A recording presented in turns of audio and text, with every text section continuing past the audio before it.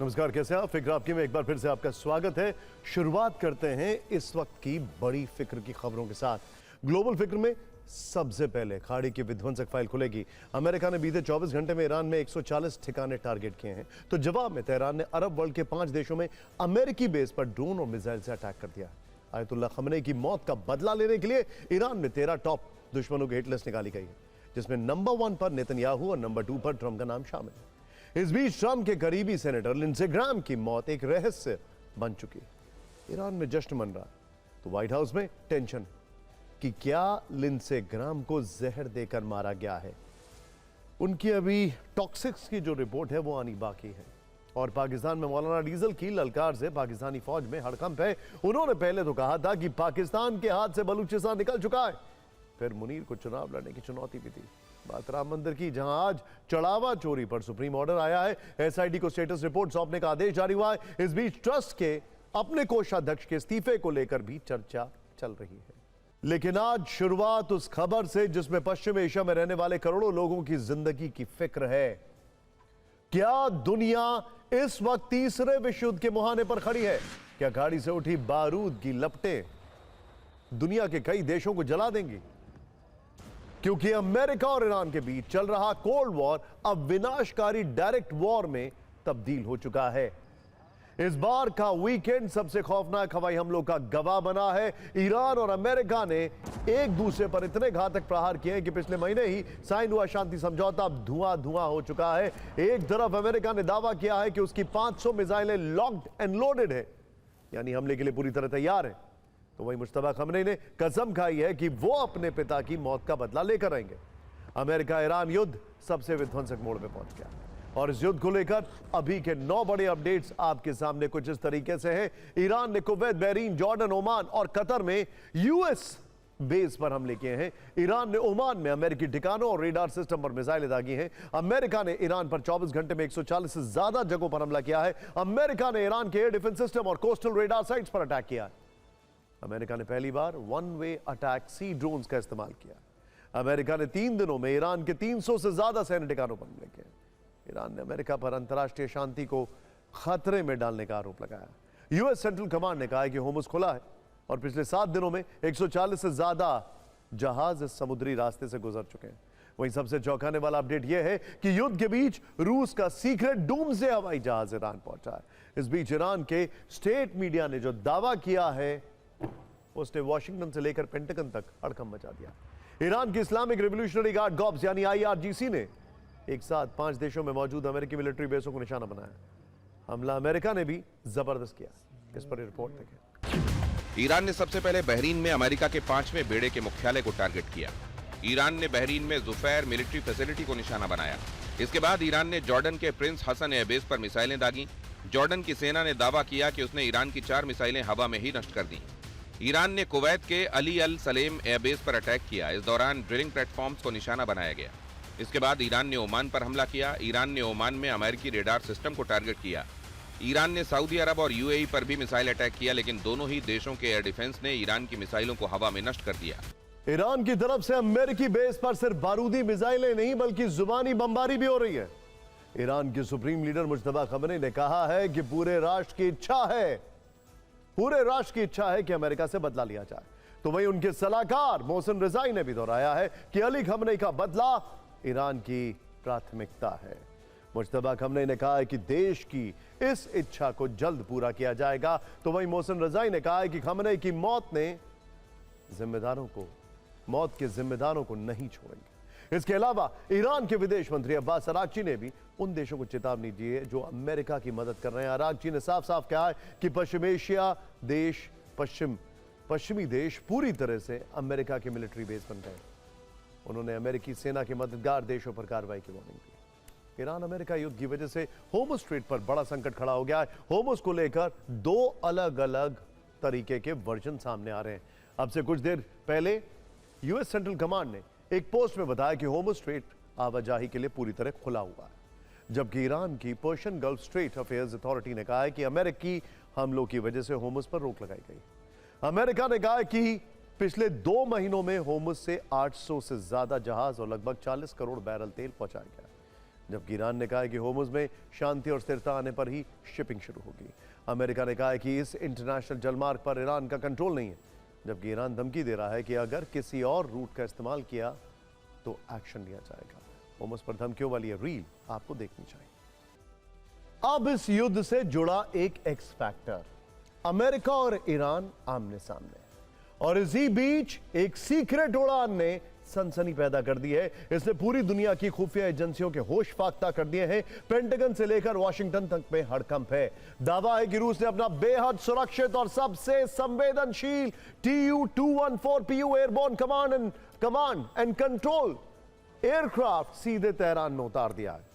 ये कोई साधारण VIP विमान नहीं है, इसे उड़ता हुआ रूस का उड़ता हुआ कमांड सेंटर या कयामत का विमान कहा जाता है। इस सुपर सीक्रेट प्लेन में वो encrypted communication system, nuclear command and control network और स्पेशल सैटेलाइट डेटा लिंक लगे हैं जो परमाणु युद्ध के दौरान भी काम कर सकते हैं। सबसे बड़ी बात, इसका मिशन हमेशा गोपनीय रहता है। यूक्रेन युद्ध के दौरान भी यह विमान कई बार चर्चा में आया था, लेकिन इसके ऑपरेशन की जानकारी कभी सार्वजनिक नहीं की गई। फ्लाइट ट्रैकर 24 पर जैसे ही इस विमान की उड़ान रिकॉर्ड हुई, दुनिया के वॉर एक्सपर्ट अलर्ट हो गए। मॉस्को खामोश है, पुतिन चुप है, लेकिन क्या इस चुप्पी के पीछे एक बहुत बड़ा तूफान छिपा हुआ है? पूरी दुनिया में सवाल पूछे जा रहे हैं इस वक्त कि क्या ईरान पर कोई न्यूक्लियर मिस एडवेंचर भी ट्राई किया जा सकता है? ये सवाल सबके मन में, लेकिन तो ईरान एक तरफ अमेरिका से उसके हमलों का बदला बहरीन, कतर, कुवैत को दिला कर ले रहा है, तो दूसरी तरफ अब एक ऐसी हिट लिस्ट निकाली गई है जिसकी वजह से इजराइल, अमेरिका तो छोड़िए, यूरोप के कई देशों में भी खौफ का मीटर जो है वो काफी हाई है। क्योंकि कहा जा रहा है कि अली खमेनी की मौत का बदला लेने के लिए बेटा बेचैन है और ईरान के सुप्रीम कमांडर मुश्तबा खमेनी की ये बदलापुर वाली नई और खौफनाक शुरुआत हो सकती है। इस लिस्ट में इजराइल में पीएम बेंजामिन नेतन्याहू से लेकर ट्रंप और इमैनुअल मैक्रोन जैसे बड़े वर्ल्ड लीडर्स के नाम शामिल हैं, जो ईरान खमेनी की मौत का जिम्मेदार मानता है। पहले नंबर पर तो खुद नेतन्याहू है, जिन्हें ईरान की टॉप लीडरशिप पिछले 3 साल से गाजा से लेकर लेबनान और ईरान तक हुई तबाही का सबसे बड़ा कारण मान रही है। दूसरे नंबर पर अमेरिका के राष्ट्रपति हैं, जिनके ऑर्डर पर पिछले साल से लेकर इस साल तक 1-2 बार नहीं बल्कि अब कहिए कि 3-3 बार ईरान पर बम और मिसाइलों की वर्षा हुई है। ऐसे ही एक हमले में खमेनी की 28 फरवरी को मौत हुई और कासिम सुलेमानी को कोई कैसे भूल सकता है, उनकी भी हत्या अमेरिका के ऑर्डर पर हुई थी।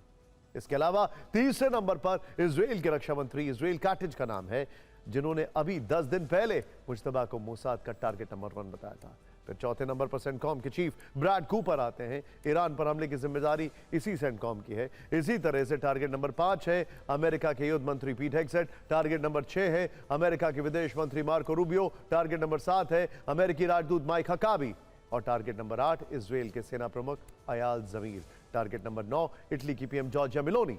ये नाम सबसे ज्यादा हैरान कर रहा है क्योंकि मेलोनी ने अमेरिका ईरान तनाव से इटली को हमेशा दूर रखा। लेकिन इसके अलावा टारगेट नंबर 10 इजराइल के विदेश मंत्री गिडियन सार, टारगेट नंबर 11 पर जर्मनी के चांसलर फ्रेडरिक मर्ज हैं, टारगेट नंबर 12 पर फ्रांस के राष्ट्रपति इमैनुअल मैक्रोन और टारगेट नंबर 13 पर ब्रिटेन के प्रधानमंत्री कीर स्टारमर। सवाल है कि ईरान में यह हिट लिस्ट किसने निकाली है? ईरान इन वर्ल्ड लीडर्स का खात्मा कैसे कर पाएगा? ऐसी कौन सी योजना बनाई जा रही है जिसके जरिए इन नेताओं से खमेनी की मौत का बदला लिया जाएगा? सारे सवालों का जवाब देने से पहले इन 13 तस्वीरों को गौर से देखिए। सभी को कैदियों जैसे ऑरेंज कलर की ड्रेस में दिखाया गया है। सबके चेहरे पर गन साइट क्रॉस हेयर है। इसका मतलब है कि बंदूक से टारगेट लॉक जैसा दिखाया गया। मुश्तबा कह भी चुके हैं कि इनसे प्रतिशोध लेने की मांग ईरान की जनता लगातार कर रही है। सबसे बड़ी बात यह है कि यह हिट लिस्ट वाला पोस्टर ईरान के सरकारी अखबार हम शहरी में फ्रंट पेज पर छपा है, जिसमें यह भी लिखा है कि मौत अचानक आएगी। यानी मोसाद ने जैसे हमास चीफ हानिया को मारा, जैसे अमेरिका ने कासिम सुलेमानी को मारा, ठीक उसी स्टाइल में ईरान भी सीक्रेट ऑपरेशन को अंजाम देकर इन सभी मौतों का बदला ले सकता है। आशंका जताई जा रही है कि ईरान इसके लिए ड्रग तस्करों और लोकल गैंग्स की मदद ले सकता है या फिर यूरोप और अमेरिका में मौजूद अपने स्लीपर सेल को एक्टिव कर सकता है। सुसाइड बॉम्बर या आईडी ब्लास्ट का रिस्क भी है। इसके अलावा ड्रोन और मिसाइल अटैक का भी खतरा है। इन देशों की एजेंसियां हर पहलू से अपने लीडर्स की सुरक्षा को बढ़ाने में जुटी हुई हैं। ट्रंप लगातार यह डर जाहिर कर रहे हैं कि वो ईरान के टारगेट नंबर 1 हैं। मशहद में जब खमनेई को सुपुर्द खाक किया गया था तो उस समय वहां मौजूद भीड़ ने वी विल किल ट्रंप के पोस्टर बैनर लहराए थे। यह देखने के बाद ट्रंप आग बबूला हुए। उन्होंने अपनी सेना से कहा था कि अगर मुझे कुछ हुआ तो ईरान पर 1000 मिसाइलें बरसा देना। इतना ही नहीं, नेतन्याहू ने हाल ही में एक इंटरव्यू में कंफर्म किया है कि हां, हमने अमेरिका को इंटेल दी कि ईरान ट्रंप को मारना चाहता है। अमेरिकी सेना ने आज कहा है कि ईरान पर हमले के लिए उसकी 500 नई मिसाइलें लॉक्ड एंड लोडेड हैं। लेकिन यहां फिक्र ट्रंप की नहीं है, बल्कि उनके करीबी की है, जिन्हें ट्रंप का टैरिफ मैन कहा जाता था। बल्कि वन ऑफ द हॉक्स है वो ट्रंप के, सेनेटर लिंडसे ग्राहम, जो लगातार ईरान का वजूद मिटा देने की धमकी दिया करते हैं, जिन्होंने ट्रंप को मेक ईरान ग्रेट अगेन वाली कैप भी प्रेजेंट की थी, जो भारत के खिलाफ भी लगातार टैरिफ के पक्षधर थे और दुनिया में ट्रंप के जो टैरिफ के मैसेजेस हैं उसके पक्षधर थे। हालांकि एक जमाने में ट्रंप के दूर विरोधी हुआ करते थे, फिर धीरे धीरे सत्ता के नजदीक आ गए। खैर, उनकी अचानक मौत ने खुद प्रेसिडेंट को झकझोर के रख दिया। 71 साल के लिंडसे ग्राहम की मौत 11 जुलाई को हुई थी। उनके ऑफिस की तरफ से बताया गया कि कैपिटल हिल स्थित घर पर ही हार्ट अटैक आया था। सूचना मिलते ही इमरजेंसी टीम फौरन घर पहुंची, लेकिन अमेरिका में कई दक्षिणपंथी नेताओं, ट्रंप के करीबी पत्रकारों से लेकर इजराइल तक को अब यह साधारण मौत नहीं लग रही है। किसने क्या संदेह किया है, यह जानने से पहले एक बार लिंडसे ग्राहम से जुड़ी एक महत्वपूर्ण टाइमलाइन देखते हैं। सेनेटर ग्राहम का निधन 11 जुलाई को अमेरिका में अपने घर पर हुआ, जैसा कि हम आपको बता चुके हैं। लेकिन इससे ठीक एक दिन पहले यानी कि 10 जुलाई को वो यूक्रेन की राजधानी कीव में आधिकारिक यात्रा पर थे। यूक्रेन के प्रेसिडेंट जेलेंस्की से उन्होंने मुलाकात की। यहां सब कुछ ठीक था, लेकिन जब वो घर लौटे तो अपने घर में मृत पाए गए और कीव से उन्होंने कहा था कि वो रशिया के ऊपर और सैंक्शंस लगाने के पक्षधर हैं। कुछ ऐसा मैसेज आया था, अगर आपको याद होगा। खैर, अब यहीं से षड्यंत्र के दावे किए जा रहे हैं। अमेरिकी पत्रकारों और विदेशी हलकों में इसे लेकर कई थ्योरी बताई जा रही है, जिनमें उनके हालिया यूक्रेन दौरे और रूस ईरान के साथ टकराव के चलते जहर दिए जाने की आशंकाएं व्यक्त की गई हैं। ट्रंप की करीबी पत्रकार और कंजर्वेटिव कमेंटेटर लॉरा लूमर ने ईरान पर शक जाहिर किया। ईरान पर शक क्यों जाहिर किया? गए थे वो कहां पर? यह खबर की ग्राफिक्स आगे दिखाने से पहले देखिए, गए थे वो कीव। विरोधी वो ईरान के भी है, रूस के भी। लेकिन ईरान पर शक इसलिए ज्यादा जाहिर किया जा रहा है क्योंकि रूस खामोश है और ईरान में इनकी मौत पर लगभग जश्न मनाने जैसे वाले हालात हैं। खैर, 5 दिन पहले आईआरजीसी ने सार्वजनिक रूप से सेनेटर लिंडसे ग्राहम की हत्या की कसम खाई। क्या उन्हें विदेश में या फिर अमेरिका लौटने पर किसी ने जहर दिया?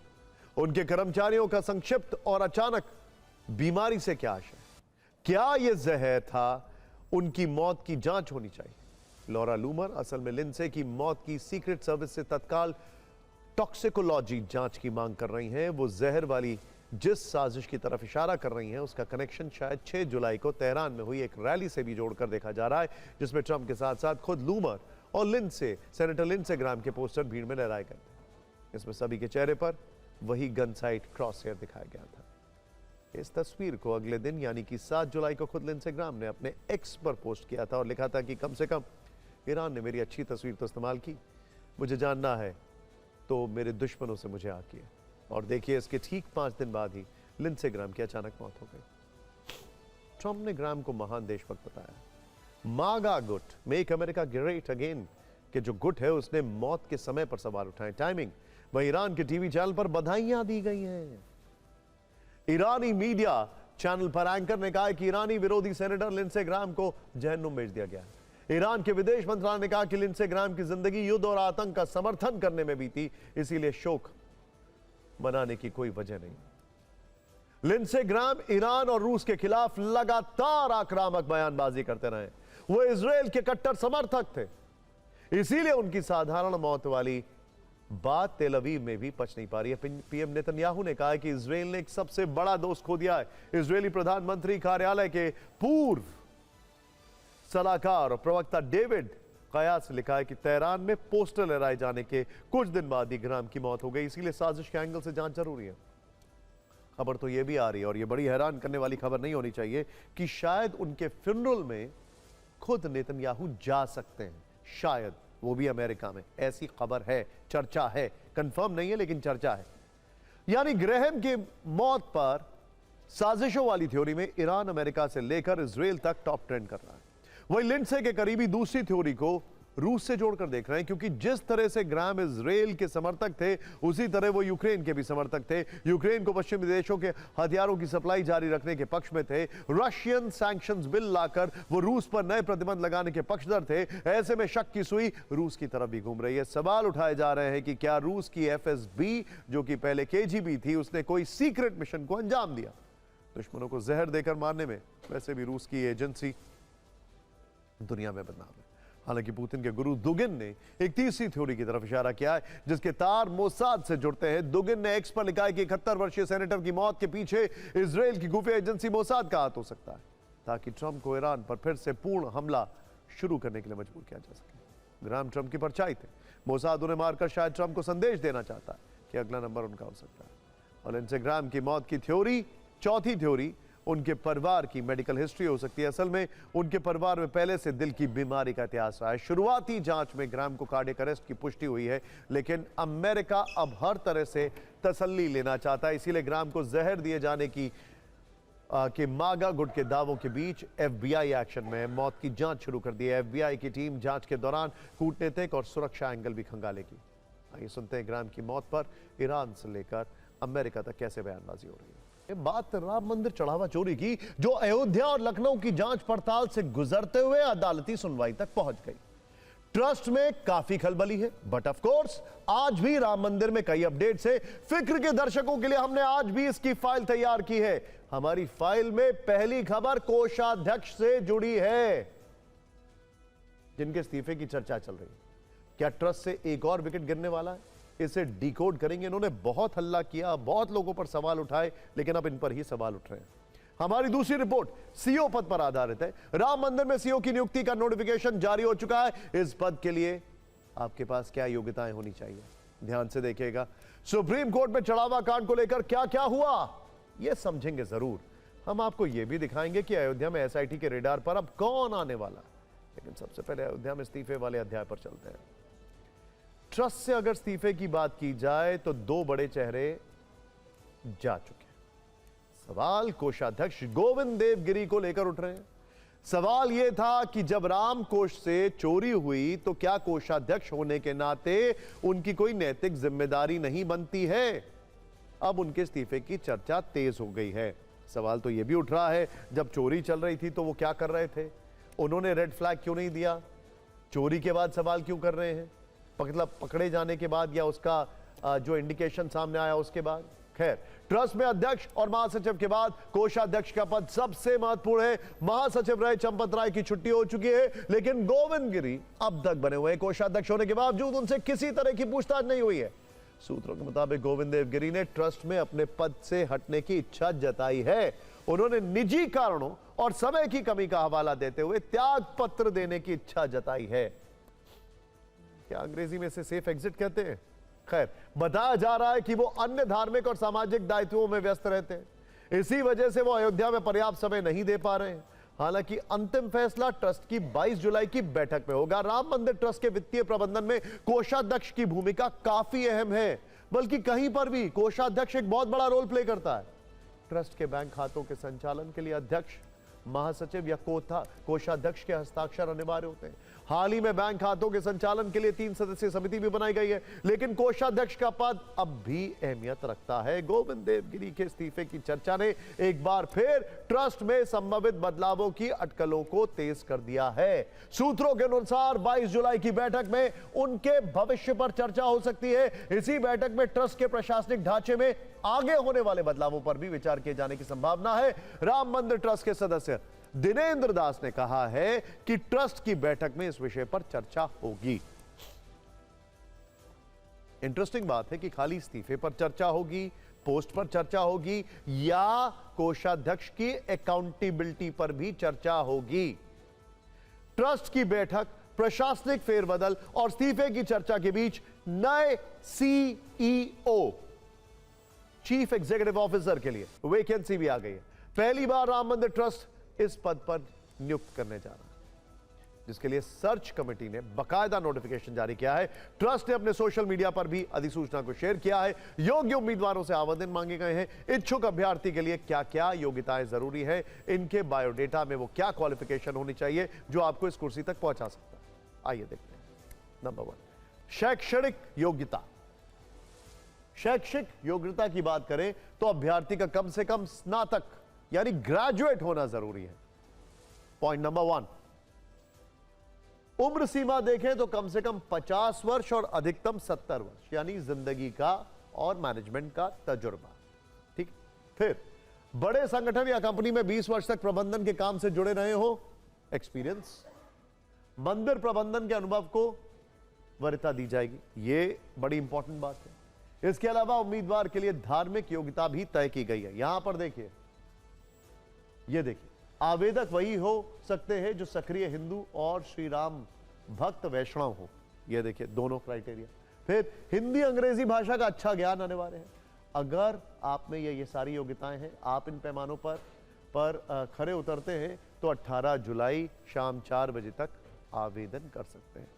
राम मंदिर के सीईओ की रिपोर्टिंग महामंत्री को होगी। अधिसूचना के मुताबिक इस पद पर नियुक्ति होने वाले अधिकारी के लिए 15 अलग अलग दायित्व होंगे। उनका ब्यौरा भी नोटिफिकेशन में दिया गया है। राम धन की लूट के बाद बेहतर प्रबंधन और निगरानी के लिए सीईओ नियुक्ति करने की बात चली थी। एसआईटी की प्रारंभिक रिपोर्ट में भी इसका जिक्र था।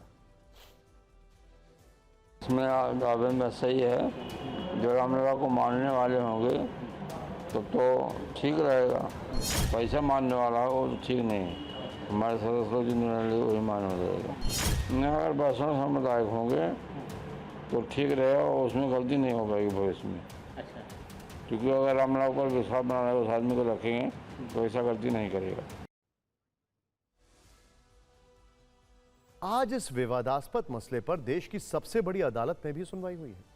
सीजेआई सूर्यकांत समेत 3 जजों की बेंच में जरे हुई याचिका में राम मंदिर चढ़ावा चोरी के आरोपों की सीबीआई या कोर्ट की निगरानी में जांच कराने की मांग है। इन्हीं याचिकाओं पर श्री राम जन्मभूमि तीर्थ क्षेत्र ट्रस्ट को नोटिस भेजा गया है। यूपी सरकार की एसआईटी को अब तक हुई जांच पर स्टेटस रिपोर्ट दाखिल करने का निर्देश दिया गया है। स्टेटस रिपोर्ट में एसआईटी गठन की जानकारी भी कराने को कहा गया है। याचिकाकर्ताओं ने स्टेटस रिपोर्ट दाखिल होने पर एक कॉपी देने की मांग की है। हालांकि बेंच ने उनका यह अनुरोध नहीं माना है। वहीं सरकार की तरफ से पेश सॉलिसिटर जनरल तुषार मेहता ने भरोसा दिया है कि केंद्र और राज्य इस पूरे मसले पर हर पहलू पर मदद करेंगे। अब इस मामले की अगली सुनवाई 20 जुलाई को होगी। सुप्रीम कोर्ट में आज भले ही ज्यादा कुछ नहीं हुआ, लेकिन इस मुद्दे पर याचिकाकर्ता और साधु संत क्या कह रहे हैं समझना तो बनता है।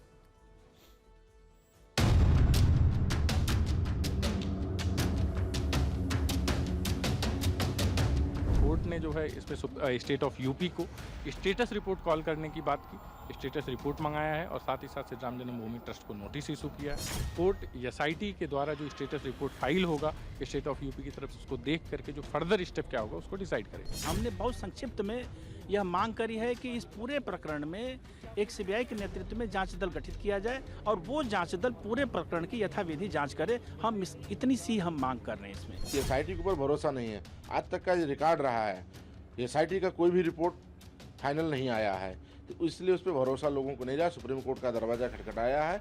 सुप्रीम कोर्ट को ध्यान में रखते हुए, आस्था को ध्यान में रखते हुए, हिंदुओं का ध्यान में रखते हुए निष्पक्ष जांच का आदेश कराते हुए सारी चीज़ों को सार्वजनिक करना चाहिए। सुप्रीम कोर्ट ने मांगा है तो उत्तर प्रदेश के माननीय मुख्यमंत्री जी, ट्रस्ट और उससे जो भी संबंधित लोग हैं वो जवाब देंगे। कोई भी गुनाहगार कोई नहीं बचेगा, लेकिन जो राजनीति करने वाले हैं उनको स्वयं में अपने अंदर झांक कर देखना चाहिए। सुप्रीम कोर्ट ने एसआईटी से स्टेटस रिपोर्ट मांगी है। इस बीच खबर है कि यूपी सरकार की स्पेशल टीम एक बार फिर अयोध्या जा सकती है। सूत्रों के मुताबिक ट्रस्ट पदाधिकारियों और दान प्रबंधन से जुड़े लोगों से पूछताछ की संभावना है। अतिरिक्त दस्तावेजों की जांच होगी। उधर अयोध्या पुलिस ने अभियुक्तों की आय, बैंक खातों, चल अचल संपत्ति और निवेश से जुड़ी जानकारी आयकर विभाग, बैंकों, तहसील ऑफिस और रजिस्ट्रार के दफ्तरों से मांगकर वित्तीय जांच का दायरा बढ़ा दिया। जांच टीम अयोध्या जिले के बाहर संभावित संपत्तियों की भी छानबीन कर रही है। यह भी पता लगाया जा रहा है कि क्या आरोपियों ने अपने रिश्तेदारों या सहयोगियों के नाम पर कोई संदिग्ध निवेश किया था? चढ़ावा चोरी के साथ मंदिर ट्रस्ट के पदाधिकारियों पर जमीन घोटाले का भी आरोप लगातार लगाया जा रहा है। इल्जाम यह है कि जमीन कई गुना ज्यादा कीमत देकर खरीदी गई, करोड़ों का खेल किया गया। दावे के मुताबिक स्कैम इतना बड़ा है कि सरकारी जमीन तक की डील हो गई। ये राम मंदिर आंदोलन से जुड़े रहे कार सेवक और हिंदू धर्म सेना के प्रमुख संतोष दुबे। पूछताछ में एसआईटी ने इनसे जमीन घोटाले के सबूत मांगे थे, जिसका ये दावा कर रहे थे। आज उन्होंने सबूत की फाइल अयोध्या के सीओ ऑफिस को सौंप दी। इनका कहना है कि नजूल यानी सरकारी जमीन ना कोई खरीद सकता है ना बेच सकता है, लेकिन दावा खारिज होने के बावजूद ट्रस्ट ने 23 करोड़ की जमीन खरीदी। इससे पहले आम आदमी पार्टी के सांसद संजय सिंह भी जमीन खरीद में हेराफेरी का आरोप लगाते हुए एसआईटी को सबूत सौंप चुके हैं। हमारे संवाददाता ने जमीन घोटाले से जुड़े दावों की पड़ताल की, आरोप लगाने वालों की शिकायतों और सबूतों को देखा।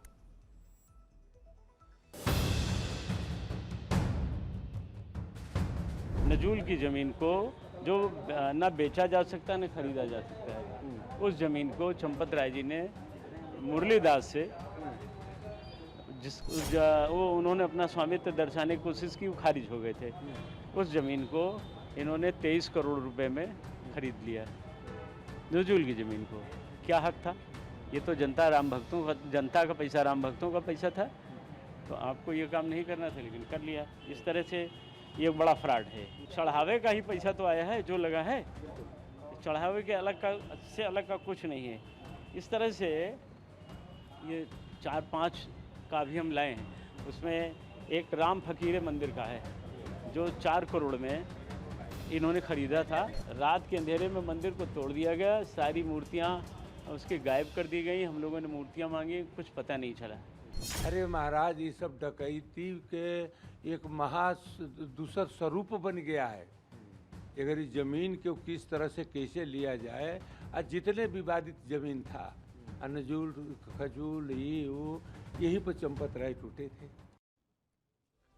देखिए, इस बीच वकीलों ने एफआईआर दर्ज करने के लिए अयोध्या पुलिस को 24 घंटे का अल्टीमेटम दिया है। वकीलों ने कहा है कि अगर 24 घंटे में एफआईआर नहीं हुई तो आंदोलन होगा, थाने का घेराव किया जाएगा। आज भी अधिवक्ताओं का एक दल राम जन्मभूमि थाने पहुंचा था। उन्होंने चंपत राय, अनिल मिश्रा और गोपाल राव के नाम एफआईआर में शामिल करने की मांग की। इसे लेकर पुलिस को पहले ही लिखित शिकायत दी जा चुकी है। अगर राजनीति की बात करें तो आज भी इस मुद्दे पर खूब बयानबाजी हुई है। विपक्ष आक्रामक है तो सरकार कार्रवाई का भरोसा दे रही है।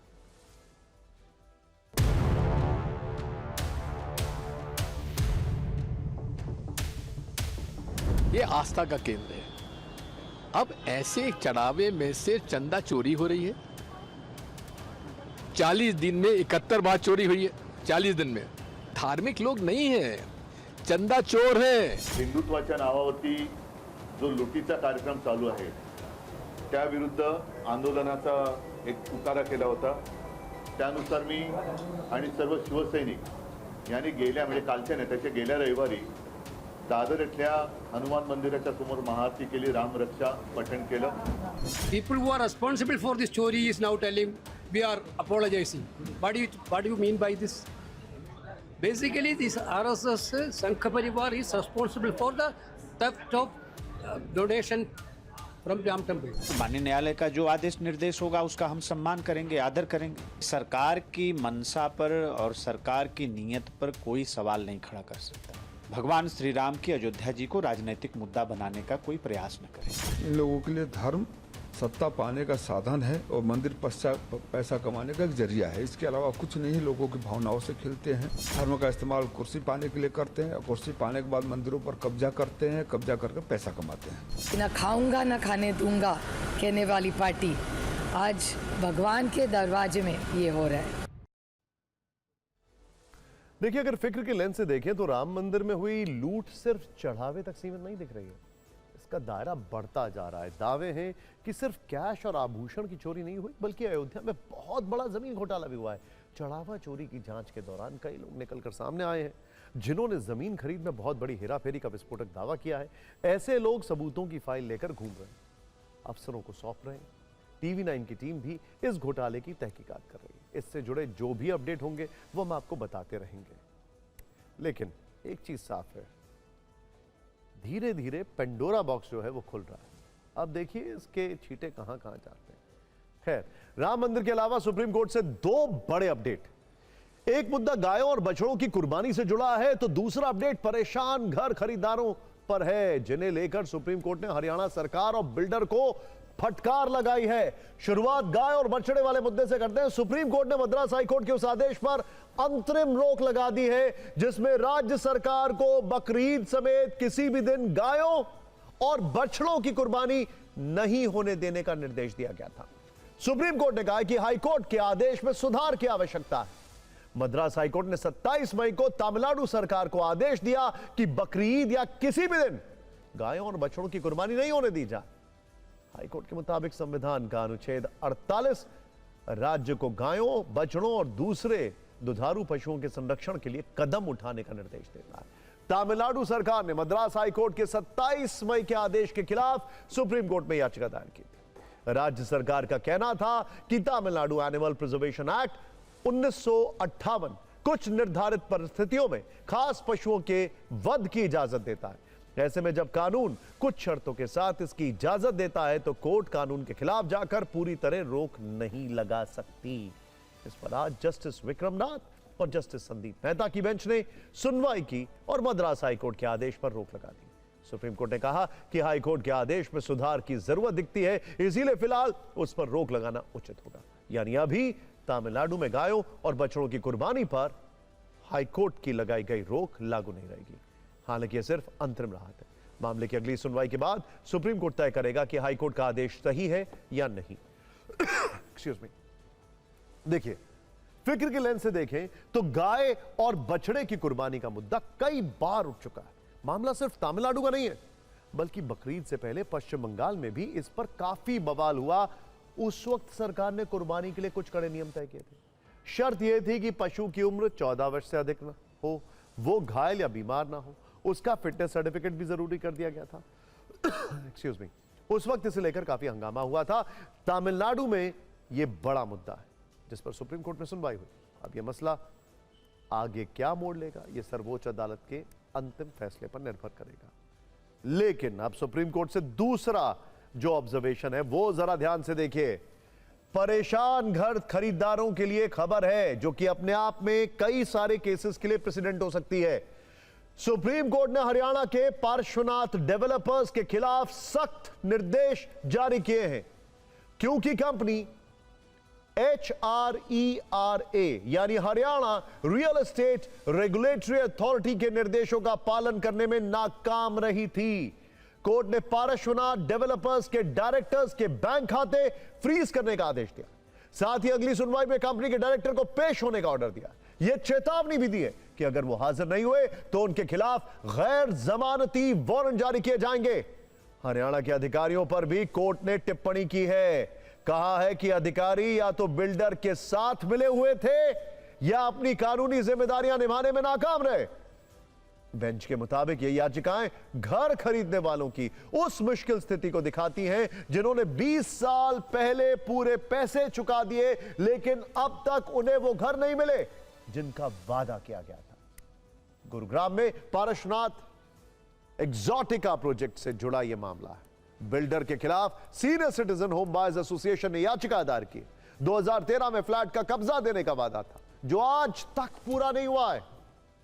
यहां फिक्र के लेंस से देखें तो जीवन भर की जमा पूंजी लगाने के बावजूद वर्षों तक बेघर रहना, यह सिर्फ कानूनी विवाद नहीं है, बल्कि एक मानवीय त्रासदी है। सीनियर सिटीजन हो चुके ये खरीदार अब सिर्फ अपने घर का हक मांग रहे हैं। सुप्रीम कोर्ट के सख्त फैसले से बिल्डरों की मनमानी पर रोक लगने की उम्मीद तो जागी है, लेकिन देखना होगा कि कोर्ट का चाबुक इन परेशान परिवारों के चेहरे पर सुकून की मुस्कान कब तक लौटा पाता है। और इंटरेस्टिंग बात यह है कि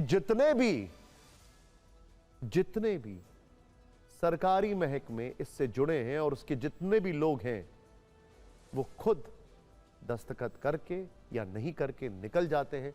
सफर करता है होम बायर। सोचिए सर। खैर, अब पाकिस्तान के फील्ड मार्शल असीम मुनीर की फिक्र बढ़ा देते हैं। मुनीर के इस टेंशन का नाम है मौलाना फजलुर रहमान उर्फ मौलाना डीजल, जिन्होंने एक बार फिर से जनरल मुनीर को ओपन चैलेंज दिया है। उनके खिलाफ आग में और डीजल भर दिया है। जमीयत उलेमा इस्लाम फजल के प्रमुख और पाकिस्तान के प्रभावशाली धार्मिक नेताओं में शामिल फजलुर रहमान ने पंजाब के कसूर में एक रैली को संबोधित किया और वहां कुछ ऐसा कह दिया जिसकी चर्चा न सिर्फ पाकिस्तान में हो रही है बल्कि असीम मुनीर पर भी सवाल उठने लगे हैं। मौलाना फजलुर रहमान ने धमकी भरे लहजे में मुनीर को ओपन चैलेंज किया है। मौलाना ने कहा कि मुनीर और उनकी सेना संवैधानिक सीमाओं के अंदर रहे और अगर राजनीति में आने का और राजनीति में दखल देने का इतना ही शौक है तो मुनीर अपनी वर्दी उतारे और चुनाव लड़े। इसके बाद मुनीर को समझ आ जाएगा कि पाकिस्तान में सेना की हैसियत क्या है। इसके अलावा मौलाना फजलुर रहमान ने मुनीर को शर्मिंदा करने वाला एक और बयान दिया है। मौलाना ने कहा कि बलूचिस्तान अब मुनीर के हाथ से निकल गया। और फिक्र में हम आगे बढ़ते हैं और क्रिकेट की दुनिया से दो बड़े अपडेट, बल्कि एक बड़ा अपडेट दे देते हैं। इंग्लैंड की जमीन पर इस वक्त भारत की दो क्रिकेट टीम मौजूद हैं। एक टीम इतिहास बनाकर देश का नाम रोशन कर रही है तो वहीं दूसरी टीम हार का रिकॉर्ड बना रही है। क्रिकेट का मेका कहे जाने वाले लॉर्ड्स क्रिकेट ग्राउंड पर खेले गए पहले विमेंस टेस्ट क्रिकेट मैच को भारतीय टीम ने 270 रनों से जीत लिया है। 21 जुलाई से 23 जुलाई 1884 के बीच लॉर्ड्स पर पुरुषों की टीमों के बीच पहला टेस्ट मैच खेला गया था। इस मैच में इंग्लैंड ने ऑस्ट्रेलिया को पारी और 5 रनों से हराया था। इस मैच के पूरे 142 वर्षों के बाद महिला टेस्ट क्रिकेट का पहला मैच खेला गया जिसमें इंग्लैंड की टीम को हार मिली है। दूसरी तरफ पुरुष टीम ने हाल ही में खेली गई T20 सीरीज में हार के कई रिकॉर्ड बनाए हैं। टीम इंडिया पहली बार किसी सीरीज या टूर्नामेंट में 4 मैच हार गई है। इससे पहले भारत किसी भी सीरीज या टूर्नामेंट में 3 से ज्यादा मैच नहीं हारा था। इंग्लैंड ने T20 में भारत के खिलाफ किसी भी टीम का सबसे बड़ा स्कोर भी बनाया है। लेकिन आज भारत की बेटियों का दिन है। भारतीय विकेटकीपर बल्लेबाज यास्तिका भाटिया ने इंग्लैंड के खिलाफ लॉर्ड्स टेस्ट में 113 रनों की शानदार पारी खेलकर इतिहास रचा है। वो लॉर्ड्स के ऑनर बोर्ड पर नाम दर्ज कराने वाली पहली महिला क्रिकेटर बनी है। करीब 6 महीने पहले वो घुटने की गंभीर चोट की वजह से बाहर थीं। सर्जरी के बाद उन्हें 0 से शुरुआत करनी पड़ी। वो भारत की विश्व विजेता टीम का हिस्सा भी नहीं थी, लेकिन अब उसी खिलाड़ी ने क्रिकेट के सबसे प्रतिष्ठित मैदान लॉर्ड्स में कीर्तिमान रच दिया। यास्तिका के अलावा भारत की बेटी क्रांति गौड़ ने भी रिकॉर्ड बनाया। इंग्लैंड की टीम ने टॉस जीतकर पहले गेंदबाजी का फैसला किया था, जिसके बाद भारतीय क्रिकेट टीम ने पहली पारी में 285 रन बनाए। जवाब में भारतीय टीम ने शानदार गेंदबाजी करते हुए इंग्लैंड की टीम को 170 पर ऑल आउट कर दिया और 115 रनों की बढ़त बढ़ाई। पहली पारी में मध्यम गति की तेज गेंदबाज क्रांति गौड़ ने 37 रन देकर 5 विकेट लिए अपना नाम हॉल ऑफ फेम में दर्ज कराया। वो लॉर्ड्स क्रिकेट ग्राउंड पर टेस्ट मैच में 5 विकेट लेने वाली पहली गेंदबाज बन गई है। आमिर खान फिल्म की डायलॉग है, लड़कियां क्या छोरों से कम है। खैर,